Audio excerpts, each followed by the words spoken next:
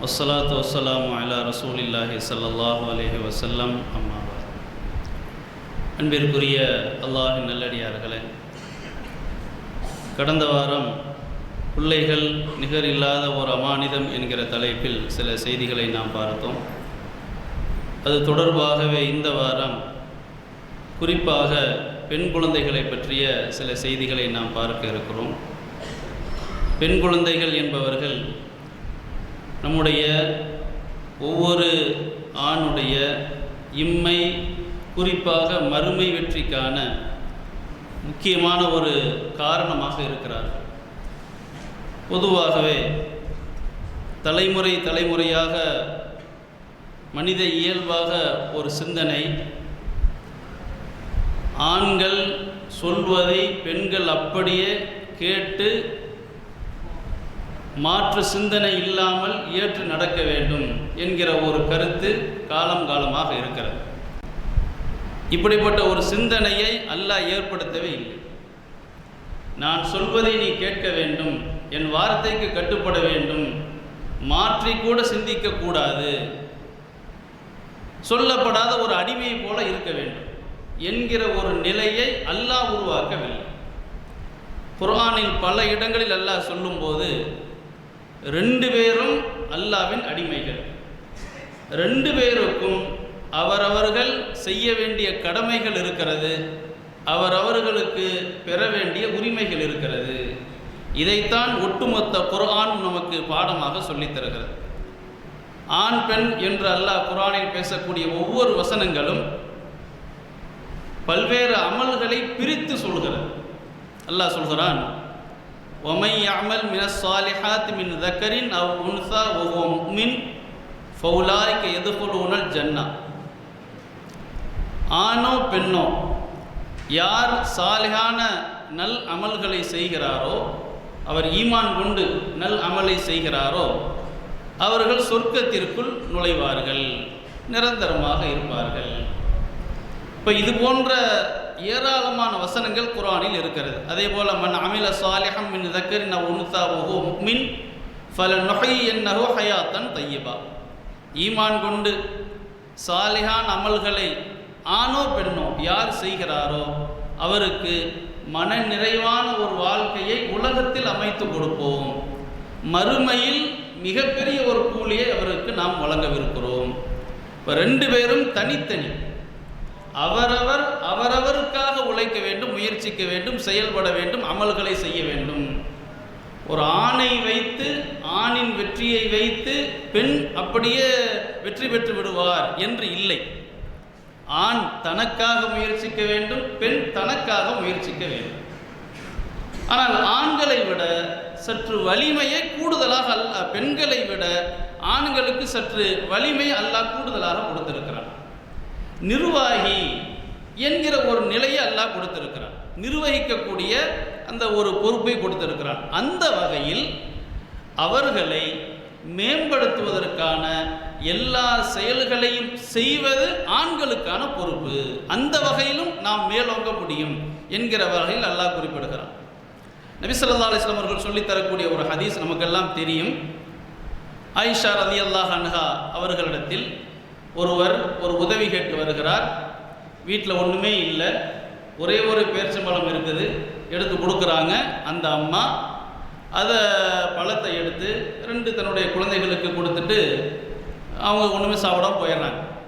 ஆயிஷா அவர்கள் அல்லாஹ்வின் தூதர்கிட்ட கேட்கும்போது, இதை பற்றி கேட்கும்போது அல்லாஹ்வின் தூதர் சொல்லக்கூடிய ஒரு வார்த்தை, மன்னிபுத்துலிய பினல் பனாத் பிஷையின். பெண் குழந்தைகள் மூலமாக யார் சோதிக்கப்படுகிறாரோ ஃபஅஹ்ஸன இலைஹின்ன, அவர்களுக்கு நல்ல ஒரு முறையில் நடந்து கொள்கிறார்.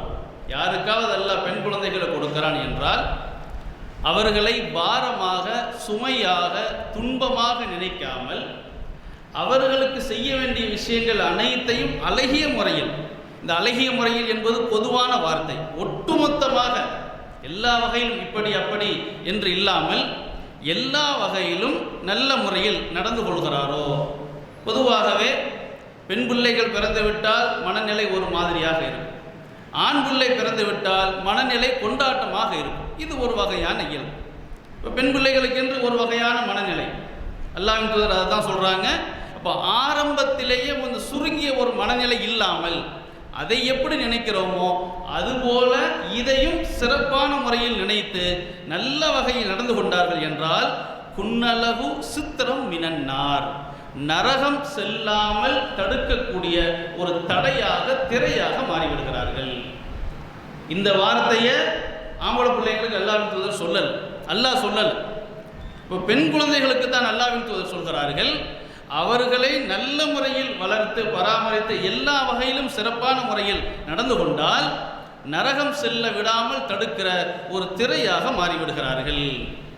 அதே போல இன்னொரு ஹதீஸில் அல்லாஹ்வின் தூதர் சொல்லித்தராங்க, ஐயுமா ரஜுல் கானத் இந்தஹு வலீதா ஃபஅல்லமஹா ஃபஅஹ்ஸன தஅலீமஹா வஅத்தபஹா ஃபஅஹ்ஸன தஅதீபஹா. ஒரு அடிமைக்கு பிறந்த ஒரு பிள்ளை, அடிமைக்கு பிறந்த ஒரு பெண் குழந்தை, ஒரு முதலாளி இருக்கிறாரு, அவருக்கு ஒரு அடிமை இருக்கிறாங்க. அந்த அடிமைக்கு ஒரு பெண் குழந்தை இருக்கிறது வேற ஒரு கணவர் மூலமாக. இவருக்கு இப்போ அடிமையாக இருக்கிறாங்க. அப்போ இன்னொருத்தருக்கு பிறந்த அடிமை நமக்கு சொந்தம் இல்லை, அது ஒரு உரிமையுள்ள சுதந்திரமான ஒரு பெண்ணாக இருந்தால் அதற்கென்று ஒரு மதிப்பு வேறு. அடிமை அது இன்னொரு ஆண் மூலமாக பிறந்த ஒரு பொம்பளை பிள்ளை, அது நமக்கு எதுக்கு என்று இல்லாமல் இவர் கையில் இருக்கும்போது அந்த பிள்ளைக்கு கல்வியை கற்றுக் கொடுத்தார். அதிலும் மிகச்சிறந்த ஒரு கல்வியை அவருக்கு கற்றுக் கொடுக்கிறார். 2 வாரத்தை அல்லாஹ்வின் தூதர் சொல்றாங்க. கல்வியை கற்றுக் கொடுத்து அதை சிறப்பாகவும் செய்வது, நல்லொழுக்கத்தை கற்றுக் கொடுத்து அதை சிறப்பாகவும் செய்வது. இப்படி யார் செய்கிறாரோ சும்மா ஆழ்த்தக்கா, பிறகு அந்த பிள்ளையை விடுதலை விட்டுவிட்டு ஒத்த ஜவ்வஜகா, அவரை திருமணமும் செய்து கொள்கிறாரோ. பழைய காலத்தில் உள்ள ஒரு நடைமுறை, அடிமையாக ஒரு பெண் வருகிறார் என்றால் அவரை வந்து ஒரு பொருளாகவும் பயன்படுத்துவார்கள், மனைவியாக இல்லாமல் அந்த வகையில் பயன்படுத்துவார்கள். அப்போ அப்படி பயன்படுத்தினா எந்த ஒரு மதிப்பு மரியாதையும் இருக்காது. இப்போ அவர்களை விடுதலை கொடுத்து உரிமை கொடுத்து விட்டு அவர்களை திருமணம் செய்து கொண்டால் அப்போ ஒரு குடும்ப தலைவி என்கிற ஒரு தகுதி வந்துடுது. அப்போ நல்ல கல்வியை கொடுத்து நல்லொழுக்கத்தை கொடுத்து விடுதலையை கொடுத்து அவரை திருமணம் செய்து கொண்டால் ஒரு முதலாளி என்கிற ஒரு தகுதியை கொடுத்து விட்டார் என்று சொன்னால் ஃபலஹு அஜ்ரான், அவருக்கு 2 கூலி இருக்கிறது. அதாவது இன்னொருத்தருடைய அந்த பெண் பிள்ளையை இவர் சிறப்பான முறையில் வளர்த்து ஆளாக்கி இருக்கிறார், தன் கடமையும் அவர் செய்திருக்கிறார், விடுதலை கொடுத்து மனைவியாக ஆக்கியிருக்கிறார். இப்படி 2 வகையான கூலி இருக்கிறது என்று அல்லாஹ்வின் தூதர் சொல்றாங்க. அப்போ இந்த யாரோ ஒரு பெண் குழந்தைக்கு இப்படியெல்லாம் நடந்து கொண்டால் 2 கூலி என்றால், இப்போ ஒருத்தருக்கு பிறந்த பெண் பிள்ளையாக இருந்தால் அவரை நல்ல முறையில் வளர்த்து சிறப்பான முறையில் நல்லொழுக்கத்தை கல்வியை கற்றுக் கொடுத்து ஆளாக்கி பராமரித்து உருவாக்கினார் என்றால் அவருடைய கூலி என்பது இவ்வளவுதான் என்று சொல்ல முடியாது. அவ்வளவு பெரிய ஒரு பாக்கியத்தை மார்க்கம் நமக்கு சொல்லித் தருகிறது. இப்போ இந்த கல்வியை கொடுக்குதல் நல்லொழுக்கத்தை கொடுக்குதல் என்பதையெல்லாம் சுருக்கமாக ஒரு வார்த்தையில் புரிந்து கொள்வதாக இருந்தால், ஒரு பெண் இந்த உலகத்தில் வாழும்போது தன்னை சிறப்பான முறையில் நிர்வகிக்கக்கூடியவளாக இந்த சமுதாயத்தையும் இந்த சமூகத்தையும் நிர்வகிக்கக்கூடிய ஒரு தகுதி உள்ளவளாக மாற்ற வேண்டும். வெறுமனே ஒரு பொருளாக இல்லாமல் ஒரு பண்டமாக இல்லாமல் தன்னையும் சிறந்த ஒரு நிர்வாகியாக ஒரு வழிகாட்டியாக அவர் உருவாக்கி கொள்ள வேண்டும். சமூகத்தையும் வழிநடத்தக்கூடியவராக உருவாக்க வேண்டிய ஒரு பொறுப்பு ஒரு ஆணாக இருக்கிற தந்தைக்கோ சகோதரனுக்கோ கணவனுக்கோ இருக்கிறது என்பதை இந்த ஹதீஸின் மூலமாக நாம் உணர்ந்து கொள்ளலாம். நபி ஸல்லல்லாஹு அலைஹி வஸல்லம் அவர்களால் உருவாக்கப்பட்ட அல்லது பழக்கப்படுத்தப்பட்ட பெண்களுடைய பலருடைய வரலாறை நாம் பார்க்கலாம். ஒவ்வொருத்தரையும் இந்த நம்பிக்கை அல்லது இந்த வஹி இந்த குர்ஆன் தனி ஒரு மனிதனாக பெண்ணாக சிறந்த ஒரு தலைமுறை உருவாக்கக்கூடியவர்களாக உருவாக்கி இருக்கிறார். ஆரம்ப காலகட்டத்தில் நபி ஸல்லல்லாஹு அலைஹி வஸல்லம் அவருடைய மனைவியாக இருந்த ஹதீஜா ரலியல்லாஹு அன்ஹா உம்மஹாத்துல் முஃமினீன், நபி ஸல்லல்லாஹு அலைஹி வஸல்லம் அவர்கள் முதலாக வஹி வரும்போது என்னவென்று அவர்களால் புரிந்து கொள்ள முடியவில்லை. பதற்றத்தோடு அச்சத்தோடு அறிமுகமில்லாத ஒரு உருவம் திடீர் என்று வந்து இக்ரா என்று சொல்கிறது. யார் என்று தெரியவில்லை என்கிற ஒரு வகையான அச்சத்தோடு வீட்டுக்கு பயந்து கொண்டு ஓடோடி வருகிறார்கள். ஜம்மிலூனி ஜம்முலேனி, என்னை போர்வை எடுத்து போர்த்துங்கள். அவ்வளவு உடல்ல ஒரு பதற்றம், மனதில் ஒரு அச்சம். ஆயிஷா ஹதீஜா ரலியல்லாஹு அன்ஹா ரொம்ப அற்புதமான முறையில் ஆற்றுதல் படுத்துகிறார்கள். கல்லா வல்லாஹி மா யுஹ்ஸிகல்லாஹு அபதா, அல்லாவின் மீது ஆணையாக சொல்கிறேன், அல்லாஹ் உங்களை ஒருபோதும் கேவலப்படுத்த மாட்டான், இழிவுக்குள்ளாக்க மாட்டான். ஏனென்றால் நீங்கள் உறவுகளை உறவாடி வாழ்கிறீர்கள், சிரமங்களை நீங்கள் தாங்கிக் கொள்கிறீர்கள், இல்லாதவர்களுக்காக நீங்கள் உழைத்து அவர்களுக்கு உதவுகிறீர்கள், விருந்தாளிகளை கண்ணியப்படுத்துகிறீர்கள், நல்ல விஷயங்களுக்கு உதவியாளராக இருக்கிறீர்கள். அதாவது ஒரு ஆண் வாழ்க்கையில் ஒரு பெரிய ஒரு இக்கட்டான நிலையை சந்திக்கிறான்னு வைங்களேன், அவனுக்கு இருக்கிற ஒரே ஒரு ஆறுதல் பெண் என்கிற மனைவி, குறிப்பிட்ட வயதிற்கு பிறகு. அப்போ அந்த நேரத்தில் ஒரு ஆணுக்கு ஒரு அச்சமான ஒரு பதற்றமான நிலை வரும்போது பெண் அதைவிட பதற்றம் அடைந்தார் என்றால் அந்த ஆணை மீட்க முடியாது, ஒரு நிலைக்கு கொண்டு வர முடியாது. ஹதீஜா அவர்கள் எப்படிப்பட்ட ஒரு அழகான வேலை செய்கிறார்கள். கணவர் அச்சத்தோடு பதற்றத்தோடு வருகிறார், என்னவென்று புரியவில்லை. அவரை மிகச் சிறப்பான முறையில் ஆறுதல் படுத்தி, நீங்கள் ஒன்றும் கவலைப்படாதீங்க, உங்களுக்கு எந்த கேடும் நடக்காது, அல்லாஹ் அவங்களை அப்படி விட்டுற மாட்டான், ஒரு நம்பிக்கை கொடுக்குறாங்க பாருங்க. இதுதான் சிறந்த கல்வி அல்லது சிறந்த ஒழுக்கத்தினுடைய வெளிப்பாடு, அந்த நிர்வகிப்பு திறமை. அது மட்டும் இல்லாமல் தான் சொன்ன ஆறுதல் மட்டும் இல்லாமல் கற்றறிந்த ஒரு ஆலிம் வரக்கா அவர்கிட்ட கூப்பிட்டு போய் அல்லாவின் தூதருக்கு நடந்த அனைத்தையும் சொல்லி, இவருக்கு நீங்கள் விளக்கம் சொல்லுங்கள், அவருக்கு சில விஷயங்களை புரிய வைங்க. எவ்வளவு ஒரு அழகா நடக்கிறாங்க பாருங்க. அவர் எல்லாத்தையும் கேட்கிறார், கேட்டுவிட்டு சொல்கிறார், நீங்கள் இறைவனின் தூதராக நியமிக்கப்பட்டிருக்கிறீர்கள், உங்களுக்கு இன்னென்னவெல்லாம் பிரச்சனைகள் வரும் என்று ஒட்டுமொத்தமாக வாழ்க்கையினுடைய சாராம்சத்தை படித்து அறிந்த அந்த முற்கால வேதங்களை அறிந்து வைத்திருந்த அவர் சொல்லி விடுகிறார். இதற்கு பிறகுதான் நபி ஸல்லல்லாஹு அலைஹி வஸல்லம் அவர்களுக்கு எதுவே புரிய வருகிறது. தான் ஒரு தூதராக நியமிக்கப்பட்டதன் வெளிப்பாடு தான் இந்த வஹி என்பது புரிய வருகிறது. இப்போ இதனுடைய வேறாக அமைந்தவர் யார்? ஹதீஜா ரலியல்லாஹு அன்ஹா. அந்த நேரத்தில் மட்டும் அவங்க என்ன செஞ்சிருக்கலாம், ஒரு வார்த்தை பதற்றம் அடைஞ்சு என்ன ஆயிப்போச்சோ தெரியலையே, என்ன பேய் பிசாசை கண்டாரோ தெரியலையே இந்த மனுஷன் என்று ஒரு வகையான நிலைப்பாடு எடுத்திருந்தால் ஒரு அச்சத்தின் விளைவாக அது எப்படி போய் முடிஞ்சிருக்கும்? இது வந்து ஒரு கற்பனைக்கு சொல்லலை, யதார்த்தமான நம்ம யோசனை. இப்போ இன்றைக்கு ஒரு கணவனுக்கோ அல்லது ஒரு ஆணுக்கோ ஒரு வகையான பிரச்சனை நெருக்கடிகள் வருகிறது என்றால் ஒரு பெண் அதை சரியான முறையில் நிர்வகிக்க வேண்டும். நிர்வகிப்பதற்கு தாய் தந்தையாக இருந்தவர்கள் நல்ல முறையில் வளர்க்க வேண்டும். நல்ல கல்வியை, நல்ல பாடத்தை, நல்ல ஒழுக்கத்தை, அந்த நிர்வகிக்கக்கூடிய அந்த திறமையை அவருக்கு சிறு வயதிலிருந்து பழக்கி இருக்க வேண்டும். பழக்கி இருந்தால்தான் அது வரும்.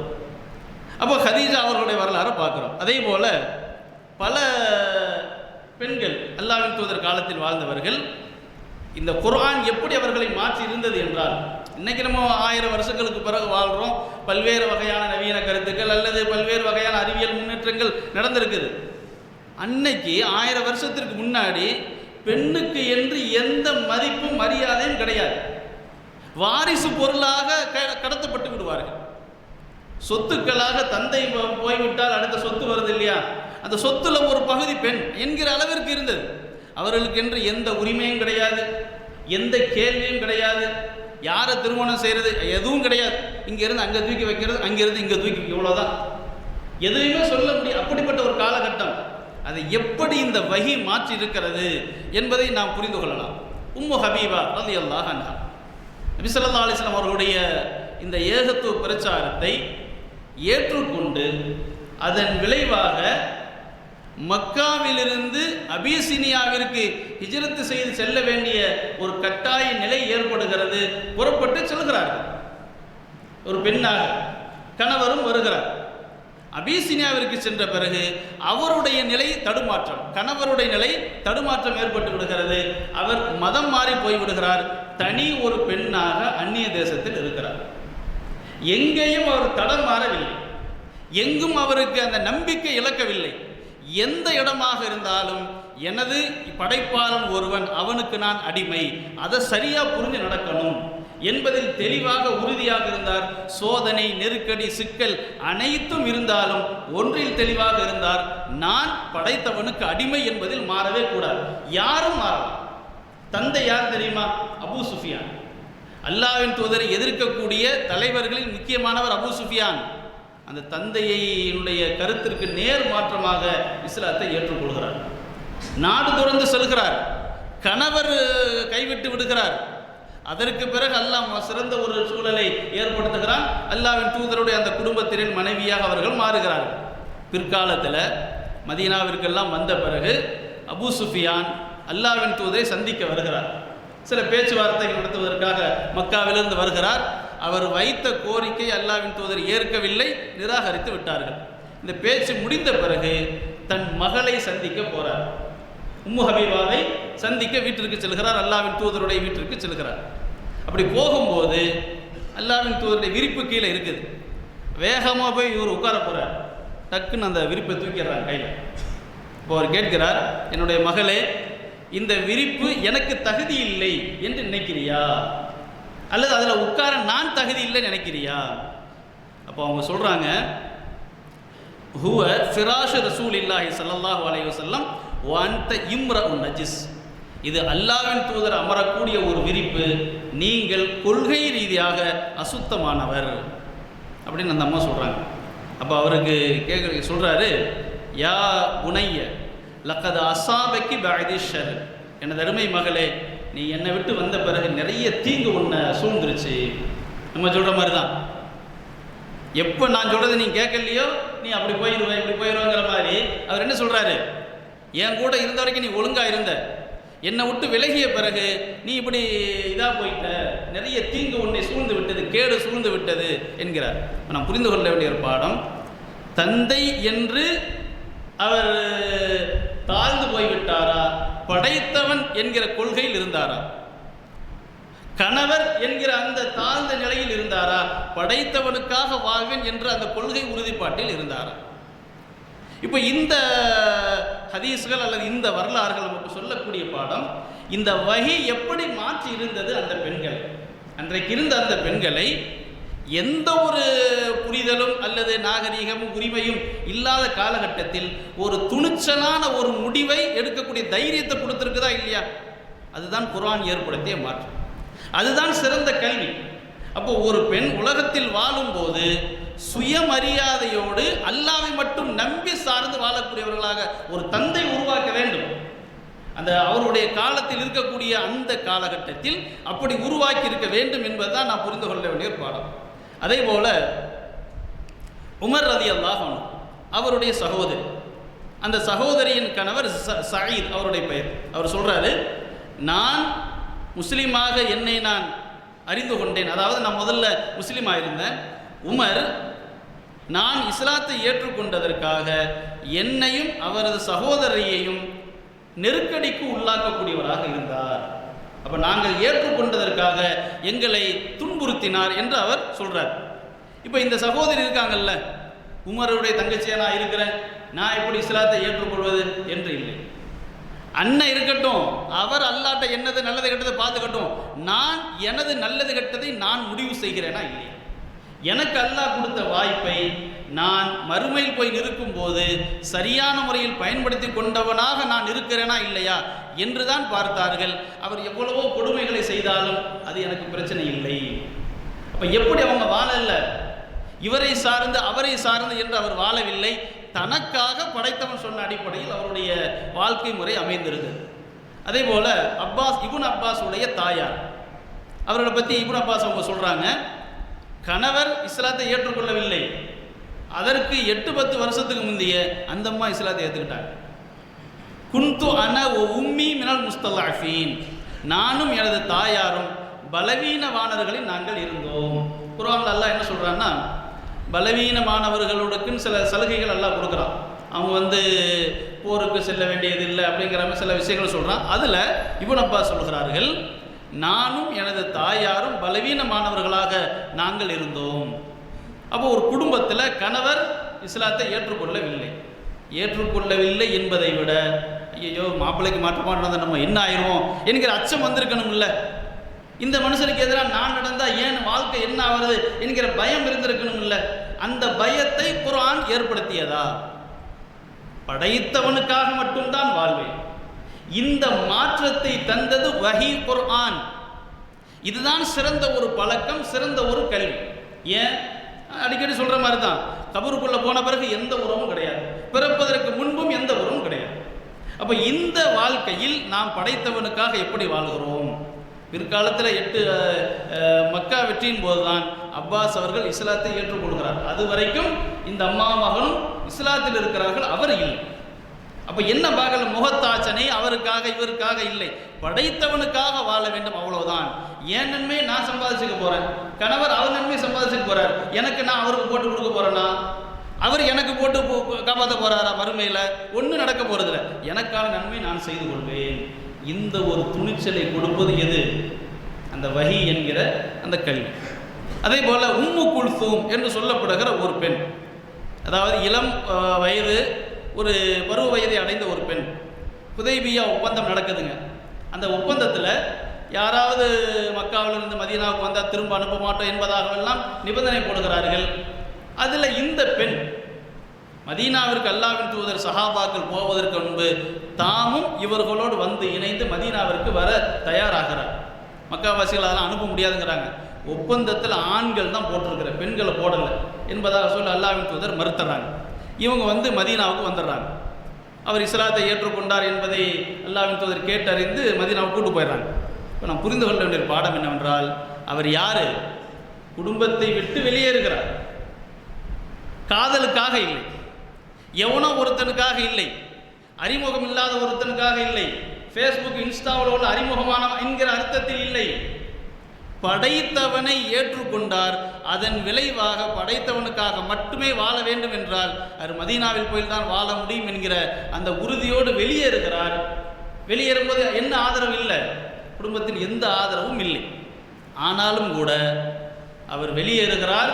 அந்த நம்பிக்கையை, தைரியத்தை கொடுத்தது எது? இந்த தௌஹீத், இந்த குர்ஆன். இப்போ இதெல்லாம் எதுக்கு நம்ம சொல்றோம் அப்படின்னா, இன்றைக்கு வாழக்கூடிய பிள்ளைகள் எப்படி இருக்கிறார்கள், ஒரு சின்ன விஷயத்திலையும் ஏன் வாழ்றோம்னு தெரியாத ஒரு முடிவுகள் எடுத்துடுறாங்களா இல்லையா? அதுக்கு அவங்க மட்டும் காரணம் இல்லை. பல ஆயிரம் வருஷத்துக்கு முந்தி வாழ்ந்த ஒரு இளம் பெண், ஒரு 17-18 வயசு பெண்ணு எவ்வளவு பக்குவமாக முடிவெடுக்கிறது, எவ்வளவு தெளிவாக உறுதியாக முடிவெடுக்கிறது. அதுவும் எப்படிப்பட்ட முடிவு? ஒரு தற்கொலை முடிவு. ஆதரவுள்ள சூழலை விட்டு ஆதரவற்ற ஒரு ஊருக்கு போறதுன்னா என்ன அறிமுகம், என்ன நம்பிக்கை? ஒண்ணுமே இல்லை, படைத்தவனை தவிர. இதே மாதிரி ஒரு முடிவு இன்னைக்கு பிள்ளைங்க எடுக்குது. எப்படி எடுக்குது? சம்பந்தமே இல்லை, அது வீட்டை விட்டு கிளம்பி ஓடி போயிருது. என்ன நம்பிக்கையில போற? ஒண்ணுமே இல்லை. அன்றைக்கு அவர்கள் சென்றார்கள், படைத்தவனை நம்பி வெளியே சென்றார்கள். அல்லாஹ் காலம் கடந்து வாழ அடையாளமாக வாழ வைக்கிறான். இன்றைக்கு பல பிள்ளைகள் வீட்டை விட்டு வெளியேறுகிறார்கள். ஒன்றே ஒன்று, வெறும் தோல் கவர்ச்சி அல்லது வெளி தோற்ற கவர்ச்சி, வெளியேறுகிறார்கள். வாழ்க்கை என்றால் என்ன என்பதை தெரியாமலேயே வாழ்க்கையை பாழாக்கி கொண்டிருக்கிறார்கள். அவர்கள் மட்டும் காரணம் அல்ல, அவர்களுக்கு வழங்கப்படக்கூடிய அந்த கல்வியும் ஒரு காரணம். அவர்களுக்கு வழங்கப்படக்கூடிய, சொல்லப்படக்கூடிய வாழ்க்கை பாடமும் ஒரு காரணம். ஆரம்பத்திலிருந்து அல்லாஹ், ரசூல், மறுமை, மார்க்கம் என்கிற சிந்தனையை ஒவ்வொன்றிலும் நாம் அவர்களுக்கு நினைவுபடுத்தி கொண்டே இருந்தோம் என்றால், எனக்காக வாழ்றதை விட படைத்தவனுக்காக வாழு என்கிற அந்த பாடத்தை உணர்த்தி கொடுத்து இருந்தோம் என்றால், நம்ம என்ன பண்ணிடுறோம்? செல்லம், பாசங்கிற பேரில் அனைத்தையும் மறந்து கொடுக்குறோம். மறுமையெல்லாம் மறந்து விட்டு நம்ம விருப்பம் போல அவர்களுடைய வாழ்க்கையை அமைக்கிறோம். நம்ம விருப்பத்தை பார்த்து பார்த்து பழகின பிள்ளைங்க பறக்கக்கூடிய காலம் வந்த பிறகு தம் விருப்பப்படி போய் விடுகிறார். அப்புறம் உட்காந்து தலையிலையும் வயிற்றுலையும் நெஞ்சிலையும் அடிச்சுக்கிட்டு நோயாளியாக போயிடும் பல பெற்றோர்கள்.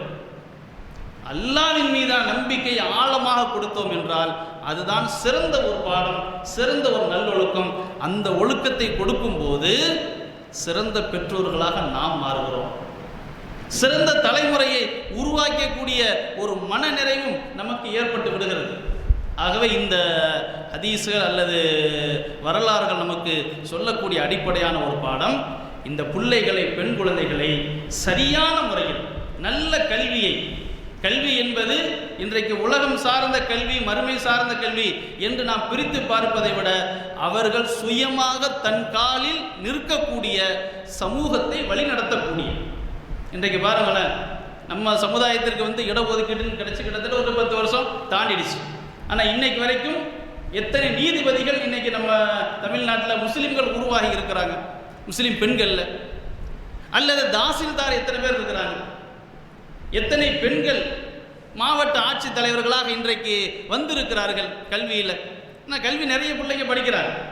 இப்போ அந்த கல்வியினுடைய ஒரே நோக்கம் என்ன? பணம் சம்பாதிக்கிறது அல்லது பெயருக்கு கௌரவத்திற்கு ஒரு டிகிரி என்பதை அடிப்படையில் வைத்திருக்கிறோம். அப்படி இல்லை. அவர் தன்னையும் தன் சுய காலில் நிற்க வேண்டும். படைத்தவனை தவிர வேறு யாரையும் நம்பி சார்ந்து வாழக்கூடாது. படைத்தவனுக்காக மட்டுமே வாழ வேண்டும். சமூகத்திற்கு நல்லது செய்ய வேண்டும், மனித குலத்திற்கு நல்லது செய்ய வேண்டும். அப்படிப்பட்ட ஒரு சிறந்த ஒரு கல்வியை நாம் கொடுக்க வேண்டும். அப்போ இன்னைக்கு ஒரு அரசு அலுவலகத்திற்கு சென்றோம் என்றால் எத்தனை இஸ்லாமிய பெண் அதிகாரிகள் இருக்கிறார்கள்? இல்லை. படிக்கக்கூடிய பிள்ளைங்க நிறைய இருக்கிறாங்க. அப்போ என்ன ஆகிப்போச்சு? அந்த கல்வி நம்ம எப்படி கொடுக்குறோம்னா ஒரு பேருக்கு கொடுக்குறோம். இப்போ ஒரு குடும்பத்தில் பிள்ளைன்னு பிறந்த பிறகு கல்விக்கு இதற்கு சம்பந்தம் இல்லை என்கிற அளவிற்கு ஆக்கி விடுறோம். இப்போ அது அவர்கள்ட்ட எப்படிப்பட்ட ஒரு மாற்றத்தை ஏற்படுத்தும், சமூகத்தில் எப்படிப்பட்ட ஒரு மாற்றத்தை ஏற்படுத்தும். இப்போ சஹாபாக்களுடைய பெண்களுடைய வரலாறுகள் என்பது தமக்காகவும் வாழ்ந்தார்கள், சமூகத்திற்கும் செய்ய வேண்டிய அந்த பணிகளை செய்தார்கள். இந்த இரண்டையும் இணைத்து மகத்தான நன்மைகளை எல்லாம் அவர்கள் பெற்றிருந்தார்கள். நாம் அல்லாஹ் நமக்கு வழங்கி இருக்கிற வெற்றிக்கான முக்கியமான ஒரு படி பெண் பிள்ளைகள். அவர்களை சரியான முறையில் வளர்த்து ஆளாக்கும் போது உலக வாழ்க்கை மன நிறைவாக மாறிவிடும். மறுமை வாழ்க்கையினுடைய வெற்றிக்கு முக்கியமான ஒரு காரணமாக இருப்பார்கள் என்பதை நாம் புரிந்து கொண்டு, நம்ம பிள்ளைகளுடைய காலத்தை கடந்திருந்தாலும் நமக்கு கீழே பேத்திகள் இருப்பார்கள். அப்போ அவர்களை இது போன்ற சிந்தனையோடு மறுமை அல்லாஹ் ரசூல் என்கிற அந்த சிந்தனையோடு இந்த வயதிலிருந்தே உருவாக்கும் போது ஒரு 18-20 வயசுக்கு பிறகு பெத்தாப்ப இருக்க மாட்டார், மாம்டாப்ப இருக்க மாட்டார். அந்த பிள்ளைங்களுக்கு எது இருக்கும்? பசுமையாக நம்ம மாம்டாப்ப சொன்னார், பெத்தாப்ப சொன்னார் என்கிற அந்த பாடம் இருந்து கொண்டே இருக்கும். நம்ம இன்னைக்கு போடுற அந்த விதை அன்னைக்கு விளையும். அது ஒரு தாக்கத்தை ஏற்படுத்தும். நம்ம வாட்டுக்கு பேசாமல் இருந்தோம் அப்படின்னா அது எப்படிப்பட்ட எதிர் விளைவுகளை ஏற்படுத்தும் என்பது நாம் உணர முடியாதாகவே அல்லாஹ் வழங்கி இருக்கக்கூடிய இந்த பாக்கியங்களை அல்லாஹ் எப்படி வளர்க்க வேண்டும், பராமரிக்க வேண்டும் என்று சொல்லித் தருகிறானோ அந்த அடிப்படையில் வளர்த்து பராமரித்து மறுமையில் மகத்தான வெற்றியையும் உலகத்தில் மனநிறைவையும் பெற அல்லாஹ் அருள் செய்வானாக. வாஹிரு தவானா அல்ஹம்துலில்லாஹி ரப்பில் ஆலமீன். சுப்ஹானக்கல்லாஹ்.